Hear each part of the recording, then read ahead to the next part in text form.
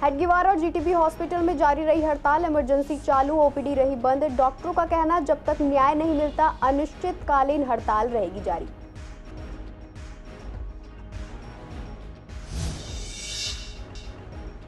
प्रशासन की सख्ती की खुली पोल, सख्ती के बाद भी चाइनीज मांझे का हुआ इस्तेमाल। चाइनीज मांझे के खिलाफ 20 केस हुए रजिस्टर्ड, 25 लोगों को पुलिस ने किया अरेस्ट।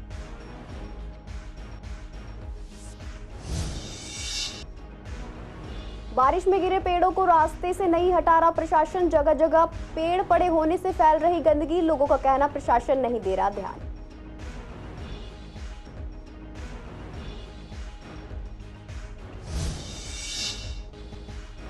पुलिस ने 2 स्नैचरों को किया गिरफ्तार। एजीसीआर एनक्लेव में स्नैचिंग की वारदात को दिया था अंजाम। चोरी का मोबाइल फोन और बाइक बरामद।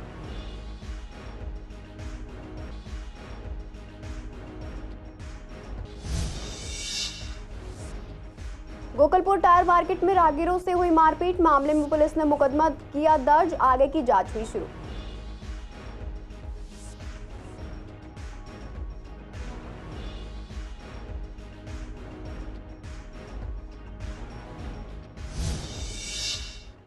नमस्कार, आप देख रहे हैं सीसीएन लाइव। मैं हूं आपके साथ शिवानी तिवारी। स्वागत है आपका हमारे खास कार्यक्रम पूर्वी दिल्ली खास में। बुलेटिन की शुरुआत करते हैं कुछ अहम खबरों के साथ।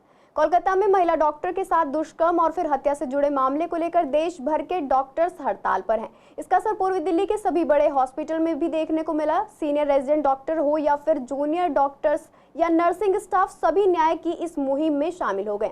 जब इसका जायजा सीसीएन संवाददाता ने हेडगेवार हॉस्पिटल, जीटीबी हॉस्पिटल में जाकर लिया तो सभी डॉक्टर हड़ताल पर मिले और अस्पताल की इमरजेंसी को छोड़कर सभी सेवाएं बंद रहीं। जब हेडगेवार हॉस्पिटल के डॉक्टर से बात की गई तो उन्होंने बताया कि अनिश्चितकालीन हड़ताल तब तक जारी रहेगी जब तक गुनहगारों को सजा नहीं मिलती है। वहीं मरीजों की हालत को देखते हुए अभी इमरजेंसी सेवा बंद नहीं की गई, लेकिन जल्द ही न्याय नहीं मिलता तो काम बंद हड़ताल भी की जाएगी। वहीं जीटीबी हॉस्पिटल के डॉक्टरों ने पोस्टर बनाकर न्याय की मांग रखी, साथ ही यहां आने वाले मरीज काफी परेशान नजर आए। दूसरी तरफ देश के बड़े सरकारी अस्पतालों में रेजिडेंट डॉक्टरों की हड़ताल के बाद अब इंडियन मेडिकल एसोसिएशन ने भी 24 घंटे के लिए काम बंद का ऐलान किया है।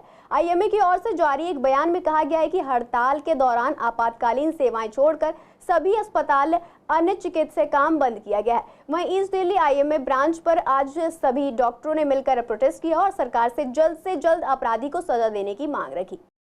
जिस तरीके से महिला डॉक्टर के साथ दुष्कर्म के बाद उसकी मृतक के साथ हत्या कर दी गई है, उसके बाद लगातार जो डॉक्टर्स हैं वो हड़ताल पे उतरे हैं। काफ़ी बड़े हॉस्पिटल के डॉक्टर भी हड़ताल पर हैं। फिलहाल हम मौजूद हैं हेडगेवार हॉस्पिटल, जहां आप देख सकते हैं जिस तरीके से डॉक्टर्स यहाँ पर मौजूद हैं और लगातार नारे कर रहे हैं कि जो महिला है उसको न्याय मिलना चाहिए। ये चीज़ जो हुई है, जो दुर्घटना घटना है, जो हमारे सामने हम सबको पता है, जानते हैं हम सब लोग, 9 अगस्त की है, लेकिन हम लोग ट्यूसडे से स्ट्राइक पे गए हैं और हमारी मांग ये थी कि पहले केस सीबीआई को सौंप दिया जाए, जो कि हो चुका है। दूसरी मांग हमारी ये है, जैसे कि हम भी सब लोग न्यूज़ में देखते हैं कि वहाँ पर जो एविडेंस टेम्परिंग हुआ है, हमारा उसकी तरफ एक डिमांड है कि उसके ऊपर भी स्ट्रिक्ट एक्शन लिया जाए। और हमारा जो मेन कंसर्न है, जो बचता है, वो है सेंट्रल प्रोटेक्शन एक्ट। ऐसे कब तक कितनी देश की बेटियां कुर्बान होती रहेंगी और हम चुप बैठते रहेंगे? कड़ी से कड़ी सज़ा होनी चाहिए जो एक एग्जाम्पल सेट करे बाकी सबके लिए। जैसे कि दुबई है, वहाँ पे इतने सख्त कानून हैं, इतने सऊदी अरेबिया में इतने सख्त कानून है कि वहाँ पे ऐसी दुष्कर्म करने से पहले लोग 100 बार सोचते हैं, क्योंकि तुरंत उसे चौराहे पे फांसी का फंदा दे दिया जाता है। तो हम यही चाहते हैं कि अस्पताल में जो भी काम कर रहा है, डॉक्टर हो या नर्स हो या मरीज़ ही हो, उसकी सुरक्षा के लिए भी ऐसा एक कानून आना चाहिए कि ड्यूटी वर्क प्लेस पे, यानी कि जहाँ हम काम करते हैं वहाँ पे ऐसा घिनौना काम किसी के साथ ना हो। हम 36 घंटे की ड्यूटी करते हैं, कई बार सोने को नहीं मिलता, खाने की कोई जगह नहीं होती है।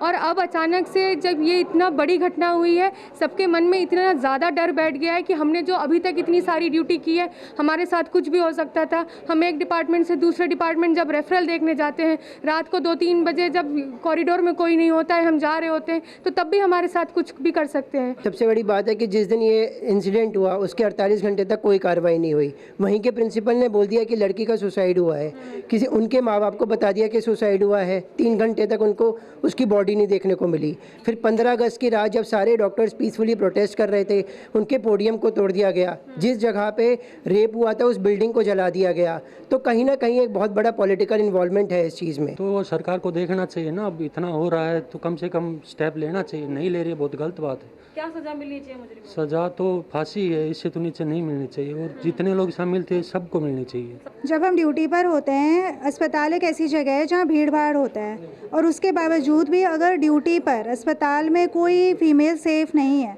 फिर तो सेफ्टी की बात ही नहीं की जा सकती है। देखिए मैम, मेरी गवर्नमेंट से यही रिक्वेस्ट है कि rape is rape, whether it is with any doctor, whether it is with any other female, rape is rape. और India is becoming a powerful country day by day, then it should show its power to the monsters also. Case में सजा देने में सरकार, Ma'am, they should be hanged till death. कोशिश तो यही जारी है, हम इसीलिए प्रदर्शन कर रहे हैं ताकि मुजरिमों को जितनी जल्दी पकड़ा जा सके उतना ज़्यादा बेहतर हो। सरकार इस पे जितनी ज़्यादा जल्दी स्टेप ले, क्योंकि एविडेंस धीरे से धीरे कम होते जा रहे हैं। जितनी ज़्यादा दिन बढ़ रहे हैं उतने ज़्यादा एविडेंस कमज़ोर होते जा रहे हैं। लगता है कानून व्यवस्था को मजबूत होना चाहिए, क्योंकि ऑब्वियसली होना चाहिए। ऐसे मामलों में जब तक हम एग्जाम्पल सेट नहीं करेंगे तब तक क्रिमिनल्स को कैसे पता चलेगा कि गवर्नमेंट उनके खिलाफ एक्शन लेगी। लोगों को तो कोई फर्क ही नहीं पड़ रहा। जब डॉक्टर ही पाएंगे तो अपनी लड़कियां कैसे सुबह रह पाएंगी? तब कहीं ना कहीं हाँ, क्यों नहीं लग रहा डर? बच्चों को बाहर निकालेंगे तो डर नहीं लगेगा? फांसी होनी चाहिए, फांसी होनी चाहिए, हर हालत में होनी चाहिए। नहीं, इमरजेंसी सुविधाएं सभी जगह चल रही हैं, पर इलेक्टिव सिजेरियंस और इलेक्टिव सर्जरीज हैं और जो ओपीडी है वो सब जगह बंद है। सारे हमारे सेटअप्स जितने भी लैब्स वगैरह हैं वो सारी बंद की हुई है। फिजियोथेरेपी क्लिनिक वगैरह सब बंद किया है, डेंटिस्ट ने भी बंद किया हुआ। IMA की तरफ से ऑल ओवर दिल्ली में और इनफैक्ट ऑल ओवर इंडिया में बंद का आह्वान है। इसकी वजह से मैं समझ सकती हूँ कि जनता को बहुत असुविधा हो रही होगी। हम अपनी बेटियों को पढ़ाने पे तो जोर देते हैं, लेकिन उनकी सुरक्षा कौन करेगा? बेटी पढ़ तो ले रही है, लेकिन बेटी कहीं कुछ कर नहीं पा रही है, क्योंकि कुछ करने के लिए उसको ज़िंदा रहना ज़रूरी है। मुझे लगता है आज के ज़माने में हमें अपने बेटों को भी बेटियों के समान पढ़ाने की ज़रूरत है। उन्हें नैतिकता का पाठ पढ़ाने की ज़रूरत है। बेटों को नैतिकता का पाठ पढ़ाने की ज़रूरत है। अरे हर लड़की किसी की माँ है, किसी की बहन है, बीवी है, बेटी है। अगर लड़कियों के साथ ऐसी दरिंदगी होगी तो क्या फ़ायदा उन्हें पढ़ाने का? आज IMA हेड ऑफिस यानी इंडियन मेडिकल एसोसिएशन ने पूरे देश में एक बंद कराया। ये लोगों में एक जागरूकता लाने के लिए है कि हमारे देश की बेटी सुरक्षित नहीं है। इसकी सुरक्षा के लिए जो करना चाहिए हमें उसको अपनाना चाहिए। मैं ये तक कहूँगा कि जो बाहर की गल्फ़ कंट्रीज़ का कानून है इस चीज़ को लेके, जो उसकी न्याय व्यवस्था है कि जो रेप करता है, पिछले कुछ दिनों में वहाँ भी एक रेप हुआ है, उसको बहुत ही निर्मम तरीके से मार दिया वहाँ पे। अगर जब तक हम लॉ एंड ऑर्डर स्ट्रॉन्ग नहीं करेंगे तब तक ऐसे रेप होते रहेंगे। अगर जो रेप करने वाला व्यक्ति छूट जाएगा या उसको कोई पनाह देगा, कोई उसको सुरक्षा देगा, तो कल को दूसरे को भी एक मानसिकता बनेगी कि मैं ये क्राइम करके छूट जाऊंगा। हमें इसको बहुत ज़्यादा सख्ती से इम्प्लीमेंट करना चाहिए पूरे भारत के अंदर। आज़ादी के जश्न से पहले ही दिल्ली पुलिस ने चाइनीज मांझे की बिक्री, स्टोरेज और इस्तेमाल करने पर रोक लगा दी थी। इसके लिए प्रशासन द्वारा भी लाख कोशिश की जाती है कि लोगों द्वारा चाइनीज मांझे का इस्तेमाल ना किया जाए। बावजूद इसके स्वतंत्रता दिवस पर चाइनीज मांझे से पतंग उड़ाई गई और इसका खामियाजा भी लोगों को भुगतना पड़ा। आपको बता दें, शाहदरा जिले में 15 अगस्त वाले दिन चाइनीज मांझे को लेकर 20 केस रजिस्टर हुए, वहीं 25 लोगों को अरेस्ट किया गया। बता दें, हर साल 15 अगस्त नजदीक आते ही प्रशासन बड़े बड़े दावे करती है और कई जगह छापेमारी कर यह दिखाती है कि उसने चाइनीज मांझे पर पाबंदी लगा रखी है, लेकिन बावजूद इसके सामान्य मार्केट में चाइनीज मांझा मिलता है और लोग उसे खरीदते हैं, जिसकी वजह से लोगों को काफी नुकसान होता है और पक्षियों के लिए भी ये नुकसानदेह होता है। पूर्वी दिल्ली में बीते दिनों हुई बारिश के बाद कई जगह पर पेड़ गिरने के मामले देखे गए। बता दें, विभाग की लापरवाही के कारण कई दिन बीत जाने के बाद भी इन टूटे हुए पेड़ों को हटाया नहीं गया। ककड़ुमा मेट्रो स्टेशन के सामने टूटे पेड़ को केवल दुकानों के आगे इकट्ठा करके रख दिया गया है, लेकिन हटाया नहीं गया है। वहीं विश्वासनगर की पुलिया के पास गिरे पेड़ को अभी तक हटाया नहीं गया, जिससे रास्ता तो रुका ही रहा है, साथ ही गंदगी भी फैल रही है। इसको लेकर लोगों का कहना है कि प्रशासन केवल आंखें मूंदे बैठा है, लेकिन कोई ध्यान नहीं दे रहा है।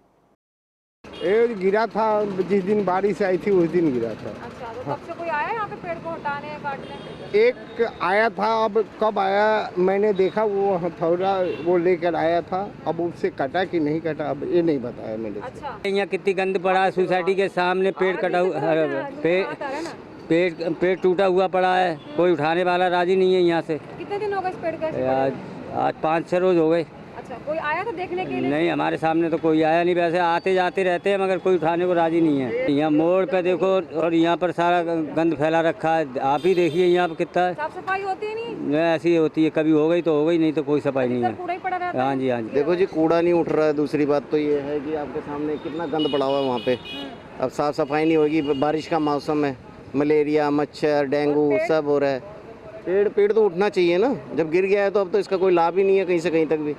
कोई आया था यहाँ पे क्रेन वगैरह लेकर? नहीं, कोई भी नहीं आया यहाँ पे, इंस्पेक्शन वगैरह? नहीं, कुछ भी नहीं हो रहा है जी। तो रोड भी कहीं से ब्लॉक हो रहा है क्या? नहीं, रोड तो ब्लॉक नहीं हो रहा, लेकिन है पटरी सर्विस लाइन पे पड़ा है, लेकिन ये उठना तो चाहिए ना, कम से कम साफ सफाई तो हो। अरे बहुत दिक्कत है, जाने आने में बहुत दिक्कत होता है, जाम लग जाता है, इसमें जल्दी से जल्दी कार्रवाई होना चाहिए। थाना आनंद विहार पुलिस टीम ने 2 स्नैचरों को गिरफ्तार किया। आरोपी के पास से अपराध में इस्तेमाल किया गया एक मोबाइल फोन और एक बाइक बरामद की गई। गिरफ्तार आरोपी की पहचान नंदनगरी निवासी सुल्तान और फहीम के रूप में हुई है। दरअसल थाना आनंद विहार में एक स्नैचिंग की घटना की सूचना मिली थी। मामले को सुलझाने और आरोपियों को पकड़ने के लिए एक टीम बनाई गई। टीम ने तकनीकी और मैनुअल निगरानी की टीम ने रूट मैप और 80 से अधिक कैमरों की सीसीटीवी फुटेज की पड़ताल पर बाइक नंबर की पहचान की। इस बीच टीम को आरोपियों के बारे में गुप्त सूचना मिली। सूचना के मुताबिक टीम मंगलम रोड के पास पहुंची और आरोपियों के खिलाफ जाल बिछाया। यहां टीम की नजर बाइक सवार 2 व्यक्तियों और बाइक पर पड़ी, जिसका इस्तेमाल स्नैचिंग की वारदात को अंजाम देने के लिए किया गया था, जिसके बाद टीम ने दोनों आरोपियों को गिरफ्तार कर लिया। तलाशी लेने पर टीम को एक चोरी का मोबाइल फोन और बाइक बरामद हुआ। पूछताछ करने पर आरोपियों ने खुलासा किया कि दोनों ने मिलकर एजीसीआर एनक्लेव के पास स्नैचिंग की वारदात को अंजाम दिया था। बता दें, आरोपी की गिरफ्तारी से पुलिस ने चोरी का एक मामला और सुलझा लिया है। उत्तर पूर्वी दिल्ली के गोकुलपुरी टायर मार्केट में राहगीर पर दुकानदार ने जानलेवा हमला किया। आपको बता दें कि जाहिद अपने पुत्र के साथ पेट्रोल पंप से पेट्रोल लेकर निकल रहा था।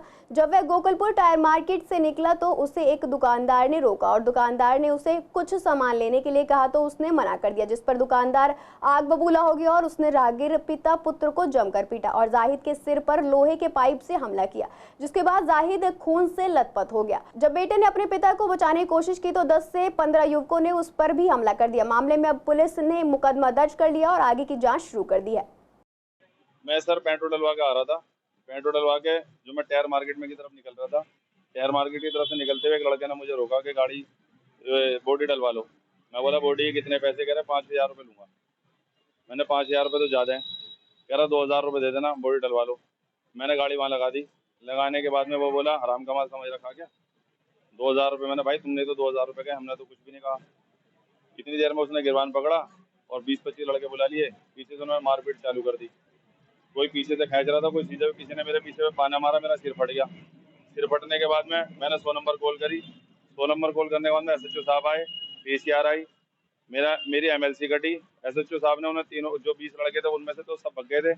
उनके जो पापा हैं, चाचा हैं, भैया हैं, 3-4 जने उन्होंने 4 जने उठाए। चारों जने उठाने के बाद में उन्होंने वहीं पे उन्हें मारा। मारने के बाद ला के उसे थाने में बंद कर रखा।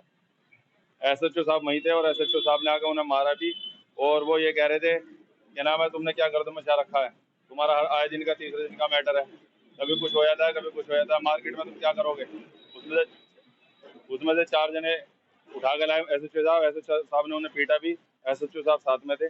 पूर्वी दिल्ली में बीजेपी की महिला मोर्चा ने कोलकाता के आरजीकर मेडिकल कॉलेज और अस्पताल में जूनियर डॉक्टर के साथ हुए बलात्कार और हत्या के विरोध में बीते शुक्रवार निर्माण विहार के V3S मॉल से विकास मार्ग तक मौन कैंडल मार्च निकाला। इस मार्च में शाहदा जिले की महिला जिला अध्यक्ष अपूर्णा गोयल और अन्य महिला कार्यकर्ता भी मौजूद रही। इस कड़ी में मौजूद महिला जिला अध्यक्ष अपूर्णा गोयल से जब CCN संवाददाता ने बात की तो उनका कहना है कि कोलकाता के आरजीकर मेडिकल कॉलेज में महिला रेजिडेंट डॉक्टर के साथ बलात्कार और हत्या को लेकर यह कैंडल मार्च निकाला गया है। उन्होंने कहा कि ये न केवल पीड़िता के साथ एकजुटता का प्रतीक होगा बल्कि महिलाओं की सुरक्षा और सम्मान सुनिश्चित करने में पश्चिम बंगाल की CM ममता बनर्जी की विफलता के खिलाफ विरोध है। मैं तो बस ये कहना चाहती हूँ, जो भी हुआ बहुत ही शर्मनाक हुआ। अगर हम अपनी जहाँ पर वर्क प्लेस है वहाँ पर सुरक्षित नहीं है तो हमारी भावी बच्चियों में ये डर बैठ जाएगा कि वो पढ़ाई लिखाई करके वो नौकरी क्यों करने जाएंगी, वो क्यों काम करेंगी अगर वो अपनी वर्क प्लेस पे सुरक्षित नहीं है। और जैसे निर्भया वाला कांड हुआ था और ये दूसरी बार ऐसा हुआ है कि सब लोग डरे हुए हैं। और मैं तो बहुत कई बार मैं शुक्राना करती हूँ कि मेरी कोई बिटिया नहीं है, क्योंकि कई बार मैं बहुत डर जाती हूँ कि बेटा है और बिटिया नहीं है, क्योंकि हम बच्चियों को बाहर भेजते हुए अभी भी डरते हैं। बेटे तो फिर घूम के वापस आ जाएंगे, लेकिन बच्चियाँ अगर सुरक्षित नहीं हैं तो मुझे लगता है ये हमारे पूरे समाज के लिए जो है बहुत शर्मनाक है। देखिए, आप जानते हैं कलकत्ता में जो हमारी रेजिडेंट डॉक्टर बेटी के साथ हुआ, कार्यस्थल पर वो 36 घंटे से ड्यूटी कर रही थी, उसके बाद उसका रेप करके बलात्कार करके निशंस तरीके से उसकी हत्या गई। इसके विरोध में आज हमें प्रोटेस्ट और कैंडल मार्च निकाल रहे हैं। हम न्याय की मांग करते हैं बंगाल की सरकार से। ममता दीदी वहाँ पर मुख्यमंत्री हैं और उन्होंने अपने लबों पर ताले लगा लिए हैं, चुप्पी साध ली है। किस प्रकार वो बेटियों को वहाँ सुरक्षा दे पाएंगी, ये हमारा बहुत बड़ा सवाल बंगाल सरकार से है। यदि वो इतनी नाकारा निकम्मी है तो त्यागपत्र दे देना। अगर वो हमारी बेटी को सुरक्षा नहीं दे सकती तो उन्हें निश्चित तौर पे नैतिकता के आधार पर त्यागपत्र दे देना चाहिए। यही हमारी डिमांड है, यही हमारी मांग है।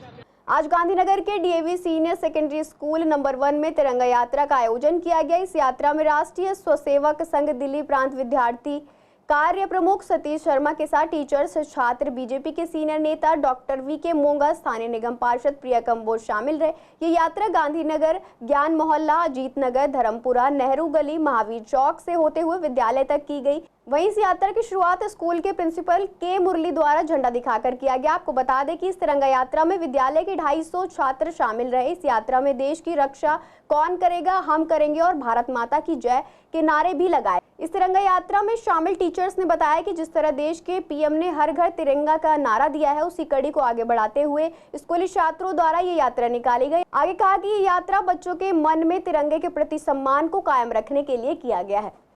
प्रधानमंत्री जी द्वारा जो संदेश विद्यालय में आया, उस विद्यालय में प्रधानाचार्य जी, अध्यापकगण, प्रबंधक महोदय, मैनेजर महोदय, सबके बीच में निर्णय लिया गया कि अपना विद्यालय भी तिरंगा यात्रा निकालेगा, जैसा सरकार की योजना है। हर घर तिरंगा, तो सब विद्यार्थियों ने अपने घर पे तिरंगा लगाया और तिरंगा लगाकर उसकी सेल्फी विद्यालय में अपनी क्लास टीचर के माध्यम से पूरे स्कूल की आई। और जहाँ तिरंगा यात्रा आज पूरे डीएवी विद्यालय क्रमांक, गांधीनगर, नेहरू गली, महावीर चौक, अजीत नगर, ज्ञान मोहल्ला, धर्मपुरा गुरुद्वारा के होते हुए विद्यालय में आई। आज प्रातः डीएवी नंबर 1 गांधीनगर के बच्चों ने और वहाँ के अध्यापकों ने मिलकर एक बहुत ज़बरदस्त तिरंगा रैली का आयोजन किया।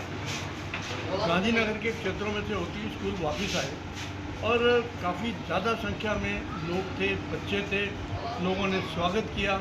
सबसे बड़ा इशू ये आ रहा है कि तिरंगा यात्रा का आज का जो कार्यक्रम है, घर घर तिरंगा, और ये जो दोनों चीज़ें हैं, ये हमारे प्रधानमंत्री ने देश को, बच्चों को खासकर ये प्रोत्साहित करने के लिए दिया है कि हमारी जो देश की इस वक्त जो स्थिति है, उसके हिसाब से हम सबको अखंड भारत की योजना बनानी चाहिए। पूर्वी दिल्ली के सुख विहार में निगम पार्क की हालत बेहद खराब है। पार्क में हर तरफ गंदगी का अंबार लगा हुआ है। पार्क में कोई गार्ड भी मौजूद नहीं रहता, सिर्फ हर तरफ बदहाली नजर आती है, जिसके कारण लोगों को काफी परेशानी भी हो रही है। इस समस्या पर जब संवाददाता सोनिया शर्मा ने स्थानीय लोगों से बात की, उन्होंने बताया कि पार्क की कोई देखभाल करने वाला नहीं है। यहाँ बेंच टूटे पड़े हैं, वॉकिंग ट्रैक भी जगह जगह से टूटा हुआ है, जिनकी मरम्मत नहीं कराई जा रही है। लोग बताते हैं कि ना ही यहाँ लाइट है, ना ही सही बेंच। वहीं पेड़ काफी घने हो गए, जिनकी कटाई की तरफ निगम कोई ध्यान नहीं दे रहा है। ये हालत तो मैम आप देख ही रहे हो, ऐसी रहती है। क्या रहता है पार्क? इधर कोई देखभाल वाला भी नहीं है कोई। पार्क की हालत तो यही गंदगी में रहती है, हमेशा रहती है। हाँ जी, बेंच भी है, कोई देखभाल, कोई बोलने वाला नहीं है मैम। इसमें कोई देखभाल या बोलने वाला नहीं है कोई। जब कोई ऐसा कोई इलेक्शन होते हैं तो कोई आ जाता है, वरना कोई नहीं देखता है। पार्क में साफ़ सफाई होनी चाहिए और काम होना चाहिए, जो होना चाहिए। मैम उनको करना चाहिए, कुछ तो कार्रवाई करनी चाहिए। इसको थोड़ा सा देखो, ये ट्रैक टूटी है सारी, और घासी भी देखो कितनी बड़ी बड़ी हो रही है, ये भी कटनी चाहिए। और कितना ये गार्बेज पड़ा है देखो चारों तरफ, गंदगी बहुत ज़्यादा है, बैठ नहीं सकते। और ये देखो ये बेंच वगैरह सारी टूटी हुई है। लोहे वाली, और वो भी देखो वो जो पत्थर वाली है वो भी झुकी हुई है सारी। स्मेल वगैरह आती है, लोग यहाँ पर बदबू आती है मैम, बहुत ज़्यादा गंदगी है, बैठे भी नहीं जाता। देखो चींटी वगैरह कितनी रहती है यहाँ पे। तो रेगुलर लोग आना पसंद करते हैं यहाँ पर या फिर नहीं? मजबूरी में बैठ जाते हैं, जिसको मतलब अपना टाइम थोड़ा स्पेंड करना है। जैसे मैं भी आ जाता हूँ यहाँ पे 1 घंटे के लिए लंच में। एनटीएफ शाहदरा और थाना गांधीनगर की पुलिस टीम ने एक शराब तस्कर को गिरफ्तार किया। आरोपी की पहचान समीर के रूप में हुई है। गिरफ्तार आरोपी के पास से 199 क्वार्टर अवैध शराब बरामद हुई है। मिली जानकारी के मुताबिक टीम को ड्राई डे पर अवैध शराब बेचने के बारे में सुराग मिला। दरअसल टीम की गश्त के दौरान एक व्यक्ति पर नजर पड़ी जो पुलिस को देखकर एक घर के अंदर छिपने और भागने की कोशिश कर रहा था। टीम ने तुरंत कार्रवाई करते हुए व्यक्ति को पकड़ लिया। व्यक्ति प्लास्टिक की थैलियों में अवैध शराब बेच रहा था। पुलिस ने पकड़े गए व्यक्ति के पास से 4 अवैध शराब के कार्टून बरामद किया। ये कुल 199 क्वार्टर अवैध शराब थी। फिलहाल के लिए बुलेटिन में इतना ही। ऐसी तमाम अपडेट्स के लिए बने रहिए सीसीएन लाइव के साथ।